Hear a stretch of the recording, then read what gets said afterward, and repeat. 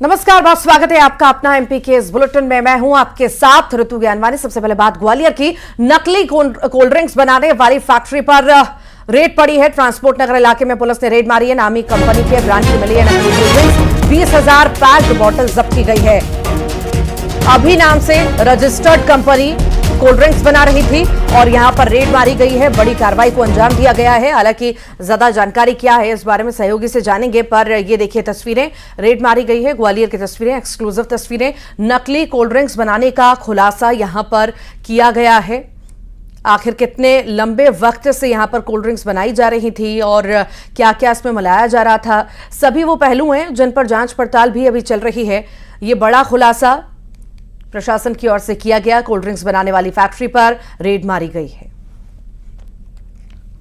अधिकारियों को सूचना मिली तो उसके बाद पुलिस प्रशासन को इसकी सूचना दी गई। पुलिस ने आज यहां छापामार कार्रवाई की है और 20,000 से ज्यादा पैक्ड जो बोतल है नकली वो पकड़ी है। ये फैक्ट्री आप देख सकते हैं कि लगातार जो है जादून साहब किस तरीके का कार्रवाई हुई। अभी यहाँ पर घोड़ापुर थाना अंतर्गत ट्रांसपोर्ट नगर में लगातार सूचनाएं मिल रही थी।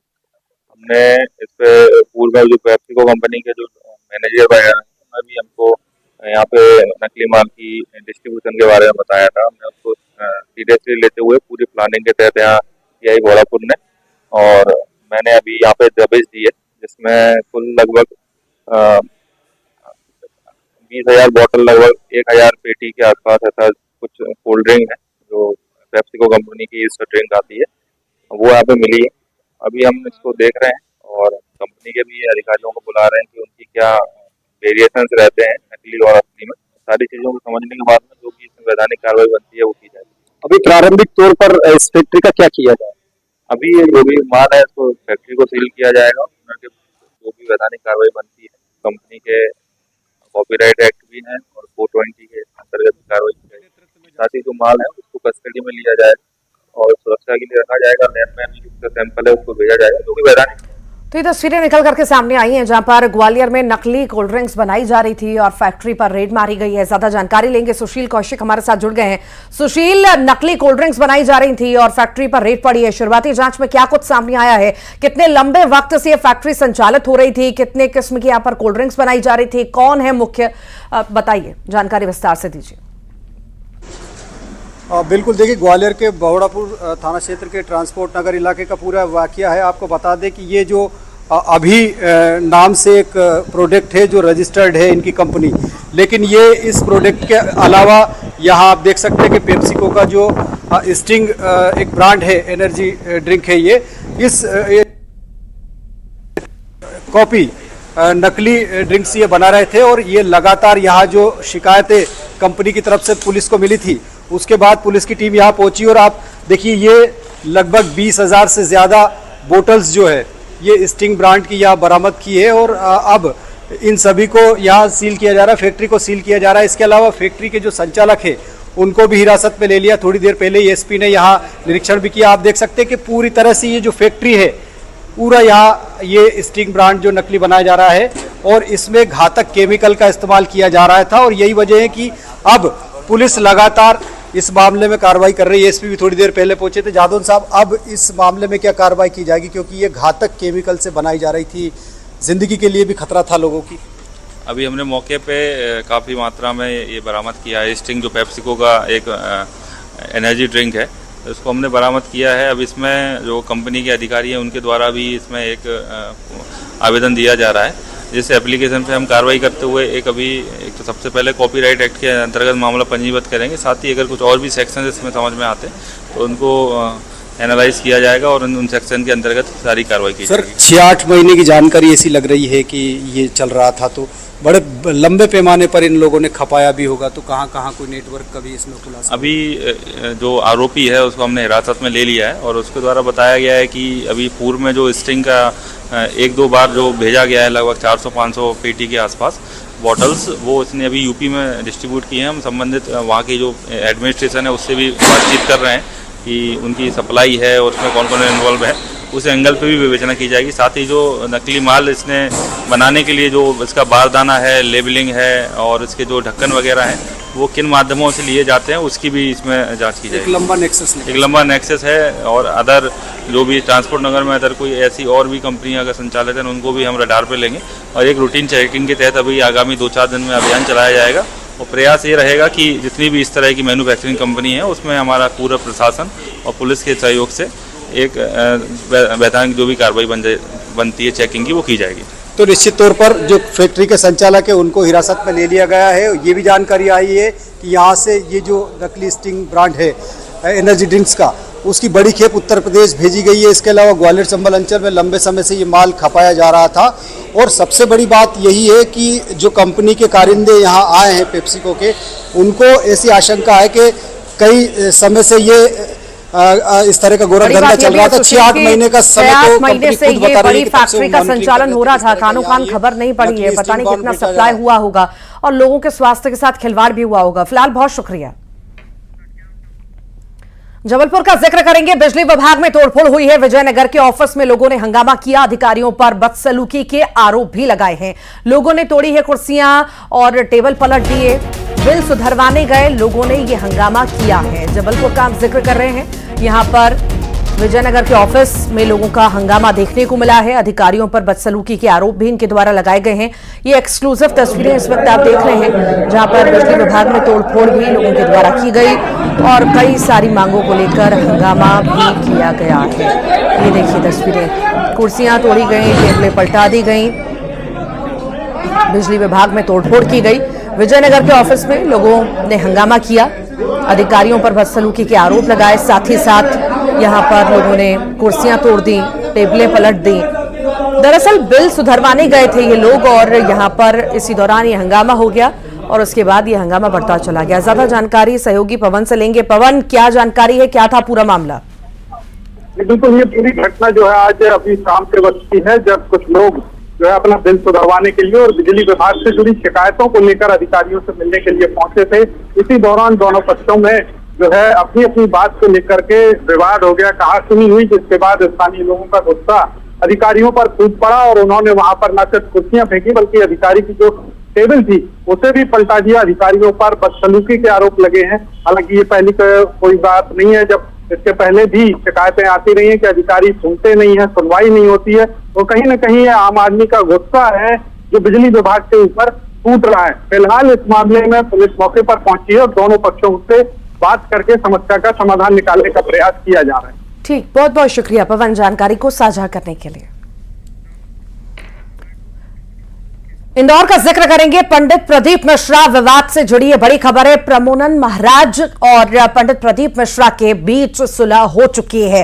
कैबिनेट मंत्री कैलाश विजयवर्गीय ने अहम भूमिका निभाई। ओंकारेश्वर में प्रदीप मिश्रा से मिलने पहुंचे विजयवर्गीय और विजयवर्गीय ने प्रदीप मिश्रा की प्रेमानंद से बातचीत भी कराई। राधा रानी पर टिप्पणी को लेकर गुस्से में थे प्रेमानंद महाराज और प्रेमानंद महाराज ने सोशल मीडिया से पोस्ट अब हटा दिए हैं। दोनों के बीच का जो मनमुटाव था वो अब दूर हो चुका है, सुलह करा दी गई है और ये सुलह विजयवर्गीय कैलाश विजयवर्गीय के द्वारा कराई गई।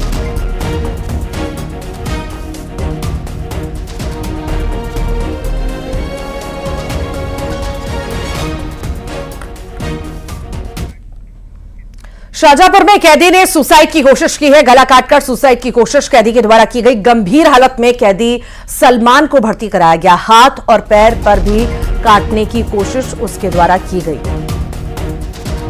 तो आखिर यह सामान भी कैसे कैदी के पास पहुंचा, ये बड़ा सवाल है और अभी हर पहलू पर जांच पड़ताल हो रही है। पर कैदी ने सुसाइड का प्रयास किया। अब जांच पड़ताल पूरे मामले में जारी है, साथ ही उसका इलाज भी अस्पताल में हो रहा है। बंदी है सलमान पिता सुल्तान, उसके द्वारा अपने आप को किसी नुकीली वस्तु से गर्दन के पीछे और इधर साइड में और हाथ पैरों को नुकसान पहुंचाने की कोशिश की है। मुझे जैसे ही चीफ साहब ने बताया तत्काल वहां जाकर देखा और ब्लड निकल रहा था तो उसे तत्काल जेल गार्ड से जिला चिकित्सालय शाहजहांपुर उपचार हेतु भेजा गया है। सर चंदन ने पता मारपीट हुई थी अंदर की? नहीं, वो अकेले के स्वयं के द्वारा। रायसेन का जिक्र करेंगे, जहां पर दहेज में कार नहीं मिलने पर पत्नी को छोड़ने का मामला सामने आया है। यूपी के रायबरेली में रत्नेश नामदेव से युवती की शादी इस साल 11 मार्च को हुई थी। पति इंदौर के पास सतवास LNT कंपनी में काम करता है, लेकिन दहेज में कार नहीं मिलने पर ससुराल पक्ष ने लड़की को परेशान करना शुरू कर दिया और घर से निकाल दिया। 18 मार्च से लड़की अपने मायके में रह रही है। लड़की ने SP से शिकायत की और इंसाफ की गुहार लगाई। मेरी शादी अभी 11 मार्च 2024 को ही हुई है रत्नेश जी के साथ, जो कि यूपी माधवगंज रायबरेली के रहने वाले हैं। और वो अभी देखा जाए तो मेरे से दहेज की मांग कर रहे हैं और मेरे पापा के पास इतना नहीं है कि मेरे पापा और मुझसे और भी ज़्यादा दहेज दे दें, क्योंकि शादी में उन्होंने इतना दहेज दे दिया है कि उन्होंने इतना कर्ज लिया है जिसकी कोई लिमिट नहीं है। और मेरी ससुराल वाले चाह रहे हैं कि उनको मेरे घर वाले और भी दहेज दें। और अब तो उन्होंने मुझे झूठा आरोप भी लगा दिया है कि मैं उनके घर से बहुत सारी रकम लेके आई हूँ, जबकि मैं कुछ भी नहीं लेके आई उनके घर से। उसके बाद भी उन्होंने मुझे बहुत सारा झूठा आरोप लगा, जिसके चक्कर में मुझे आज और अमरवाड़ा में उपचुनाव होना है और कुछ ही देर में कांग्रेस प्रत्याशी के नाम का ऐलान कर देगी। बता दें, प्रत्याशी के नाम का ऐलान कांग्रेस कुछ ही देर में करेगी। धीरेन्द्र शाह का नाम रेस में सबसे आगे चल रहा है। आंचल कुंड दरबार के सुखराम दादा के बेटे हैं धीरेन्द्र शाह। नवीन मरकाम का नाम भी रेस में है। कांग्रेस प्रत्याशी कल नामांकन करेंगे, तो कुछ ही देर में कहा जा रहा है कि नाम बहुत जल्द सामने आ सकता है। उपचुनाव होने हैं, अमरवाड़ा में है और उसको लेकर के जद्दोजहद नाम को लेकर के लगातार कांग्रेस में जारी है, मंथन चल रहा है। हालांकि बीजेपी ने नाम का ऐलान कर दिया, पर कांग्रेस लगातार मंथन में ही लगी हुई है। ज्यादा जानकारी के लिए सहयोगी शैलेंद्र भदौरिया हमारे साथ जुड़ गए हैं। शैलेंद्र, उपचुनाव होना है अमरवाड़ा में और लगातार मंथन कांग्रेस में चल रहा है, ऐसे कयास लगाए जा रहे हैं कुछ ही देर में नाम सामने आ सकता है। बिल्कुल आपने ठीक कहा कि कुछ ही देर में कांग्रेस का नाम सामने आ सकता है कि आखिर अमरवाड़ा से कांग्रेस का प्रत्याशी कौन होगा। देखिए, मंथन और चिंतन इसलिए भी हो रहा है कि जिस तरीके से लोकसभा चुनाव में छिंदवाड़ा, जो कभी कांग्रेस का गढ़ कहा जाता था, वो 1 लाख अधिक से वोटों से नकुलनाथ चुनाव हार चुके हैं। ये बात सही है कि विधानसभा चुनाव में भले ही मध्य प्रदेश के तमाम इलाकों में बीजेपी का बोलबाला रहा हो, लेकिन छिंदवाड़ा एकमात्र ऐसा जिला था जहां 7 की 7 विधानसभा सीटों पर कांग्रेस ने जीत दर्ज की थी। लेकिन लोकसभा में मिली हार के बाद अब कांग्रेस इस जो अमरवाड़ा सीट है इस पर फूक फूक कर कदम रख रहे हैं और यही कारण है कि लंबे समय से जो प्रत्याशी है उसके चयन को लेकर मंथन चल रहा था। और अब जो जानकारी सामने आ रही है उसके अनुसार धीरेन्द्र शाह का नाम जो है वो लगभग तय कर लिया गया है। वो वहां जो मंदिर है आंचल कुंड, वहां के जो पुजारी हैं उनके वो बेटे हैं। और देखिए, वो मंदिर जो है उस पर जो आसपास के जो आदिवासी के लोग हैं उनकी भारी आस्था उस पर है। तो यही कारण है कि कांग्रेस जो है वो धीरेन्द्र शाह को अपना प्रत्याशी बनाना चाहती है। हालांकि अगर एक नाम और भी जो सामने आ रहा है वो नवीन मरकाम के तौर पर है। युवा नेता है, कांग्रेस की तरफ से भी जिला पंचायत सदस्य के तौर पर वो अभी वर्तमान में काम कर रहे हैं। तो ये 2 नाम जो है वो सबसे अधिक चर्चा में है। लेकिन ये माना जा रहा है कि धीरेन्द्र शाह के नाम पर सबकी सहमति हो गई है। सबकी सहमति से मतलब सबसे जरूरी सहमति अगर किसी की थी तो वो कमलनाथ की, क्योंकि कमलनाथ का वो इलाका है। और कैसे में कांग्रेस जो भी नाम फाइनल कर रही है उसमें कमलनाथ की सहमति बहुत आवश्यक है, क्योंकि देखिए ये माना जाता रहा है कि अगर इस विधानसभा चुनाव में जिस तरीके से खबर पर जानकारी साझा करने के लिए आगे बढ़ते हैं। MP में अब आदिवासी नेताओं को लेकर सियासत जारी हो चुकी है। नेता प्रतिपक्ष उमंग सिंगार ने आदिवासी सम्मान की मांग उठाते हुए बीजेपी पर आरोप लगाया कि कोरम पूरा करने के लिए पार्टी ने बड़े आदिवासी नेताओं को केंद्र में महज राज्य मंत्री बना दिया। उन्होंने कहा कि फग्गन सिंह कुलस्ते सीनियर नेता हैं, उन्हें कैबिनेट मंत्री बनाया जाना चाहिए था। वहीं नेता प्रतिपक्ष के आरोपों पर बीजेपी ने पलटवार किया, कहा कि आदिवासियों को छलने का काम कांग्रेस ने किया है। बीजेपी के मीडिया प्रभारी आशीष अग्रवाल ने सवाल किया कि उमंग सिंगार बताएं, उनकी कांग्रेस सरकार में कब 2 जनजाति वर्ग से मंत्री रहे। मध्य प्रदेश से भारतीय जनता पार्टी आदिवासियों को वोट तो लेना चाहती है, लेकिन आदिवासियों को सम्मान नहीं देना चाहती। और अगर कुलस्ते जी इतने समय राज्य मंत्री रहे तो निश्चित तौर से उनका एक क्लेम बनता है कि उन्हें कैबिनेट मिनिस्टर बनाना था। अभी हमारे यहाँ सावित्री ठाकुर बहन को बनाया है तो उनको भी राज्य मंत्री बनाया। तो आदिवासी कब कैबिनेट बनेगी ये भारतीय जनता पार्टी बताए। तो क्या सिर्फ नाम के लिए मंत्री बनाती है? भाजपा की सरकारें जब से आई तो जनजातीय मंत्रालय से लेके जनजातीय समाज के मान सम्मान गौरवों को स्थान देना और उनको मंत्री बनाना ये भाजपा ने ही तय किया। उमंग सिंगार बताएं कब उनकी केंद्र सरकार या यूपीए सरकार में मध्य प्रदेश जानकारी लेंगे, सहयोगी शैलेंद्र भदौरिया हमारे साथ लगातार जुड़े हुए हैं। शैलेंद्र, आदिवासियों पर सियासत कोई नई बात तो नहीं है और कुलस्ते के बयान के बाद हमने देखा कि कहीं ना कहीं एक मौका बीजेपी नेता ने खुद दे दिया कांग्रेस को कि वो घेरे और बयानबाजी करे। अब आखिर इस पूरे सिनेरियो को कैसे देखें? बिल्कुल बिल्कुल, आपने ठीक कहा। जिस तरीके से मोदी सरकार में दो मंत्रियों को जो जनजातीय वर्ग से आते हैं उनको उसमें शामिल किया गया था और ऐसे में बीजेपी अपनी पीठ थपथपा रही थी। लेकिन जिस तरीके से फग्गन सिंह कुलस्ते का एक बयान सामने आया और उन्होंने कहा कि वो लगातार राज्य मंत्री रहे और ऐसे में उनको कैबिनेट मंत्री बनाना चाहिए था, लेकिन पार्टी ने उनको कैबिनेट मंत्री नहीं बनाया और इसलिए उन्होंने राज्य मंत्री का पद स्वीकार नहीं किया है। उसके बाद देखिए, मध्य प्रदेश कांग्रेस के बड़े आदिवासी नेता और नेता प्रतिपक्ष उमंग सिंघार ने इस पूरे मामले को लेकर बीजेपी पर सवाल खड़े किए और कहा है कि ये बात सही है, फग्गन सिंह कुलस्ते काफी सीनियर नेता थे, राज्य मंत्री वो दोनों सरकारों में रहे हैं, ऐसे में उनको कैबिनेट मंत्री बनाया जाना चाहिए था, लेकिन नहीं बनाया। उन्होंने सीधे तौर पर यह कहा कि आदिवासियों का जो सम्मान देना चाहिए वो बीजेपी नहीं दे रही है, केवल उनको राज्य मंत्री का दर्जा दिया जाता है, जबकि सबको पता है कि जो असली काम जो है वो कैबिनेट मंत्री करते हैं, राज्य मंत्री तो केवल दिखावे के मंत्री होते हैं। हालांकि उनके इस बयान पर बीजेपी की तरफ से भी पलटवार किया गया और जिस तरीके से उन्होंने याद दिलाया कि जब लंबे समय तक कांग्रेस की सरकारें रही हैं देश में और ऐसे में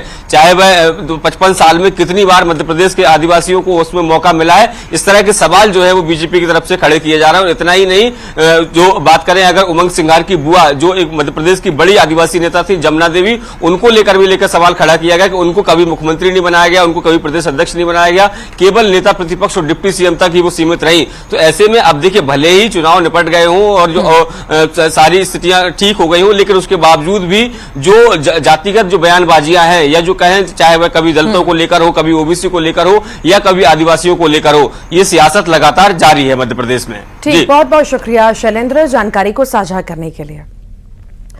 एमपी के मदरसों में हिंदू बच्चों के मुस्लिम तालीम पर शिक्षा मंत्री उदय प्रताप सिंह ने कहा कि जब से वो विभाग में हैं लगातार मॉनिटरिंग हो रही है। उनकी माने तो मदरसों और उसमें पढ़ने वाले बच्चों की मॉनिटरिंग के साथ ही वहां शिक्षा की स्थिति की भी जांच हो रही है। इतना ही नहीं, विभाग द्वारा दिए गए सिलेबस और उसके स्तर की जांच हो रही है। शिक्षा मंत्री की माने तो जल्द ही हमारे पास व्यवस्थित आंकड़े आएंगे और उसके बाद आवश्यकता के हिसाब से हम बेहतर रूप से कार्रवाई करेंगे। आपको बता दें कि राष्ट्रीय बाल अधिकार संरक्षण आयोग के अध्यक्ष प्रियंक कानूनगो ने एमपी के 1755 पंजीकृत मदरसों में 9417 हिंदू बच्चों को मुस्लिम तालीम की बात कही थी।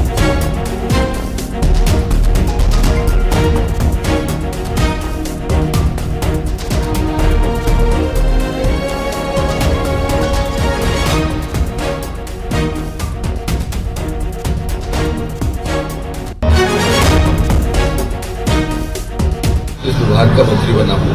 हम लोग लगातार मॉनिटर कर रहे हैं, मदरसा जो चल रहे हैं उनको भी हम मॉनिटर कर रहे हैं। हम उनमें क्या परिस्थितियां हैं, कितने बच्चे हैं, कौन कौन बच्चे हैं, शिक्षा का स्तर क्या है, सिलेबस क्या है, हमारे द्वारा जो सिलेबस प्रोवाइड कराया जाए उसकी क्या स्थिति है, सारी चीज़ों का हम जाँच कर रहे हैं। जल्दी हमारे पास पूरी व्यवस्थित एक आंकड़े आएंगे, उसके बाद आवश्यकता होगी और हम बेहतर उस पर कार्य। उज्जैन के महतपुर में गर्लफ्रेंड के चक्कर में दोस्त ने दोस्त पर चाकू से हमला कर दिया, यहीं से उसके प्राइवेट पार्ट को भी काट दिया। गंभीर हालत में युवक को अस्पताल में भर्ती कराया गया। पीड़ित अंकित चौहान राजस्थान के ब्यावर जिले का रहने वाला है, जबकि आरोपी भेरूलाल बैरागी नागदा का रहने वाला है। दोनों महतपुर की कंपनी में काम करते हैं। गर्लफ्रेंड से बात करने को लेकर दोनों के बीच विवाद हुआ और इस दौरान भेरूलाल ने लोहे की रॉड से हमला कर दिया।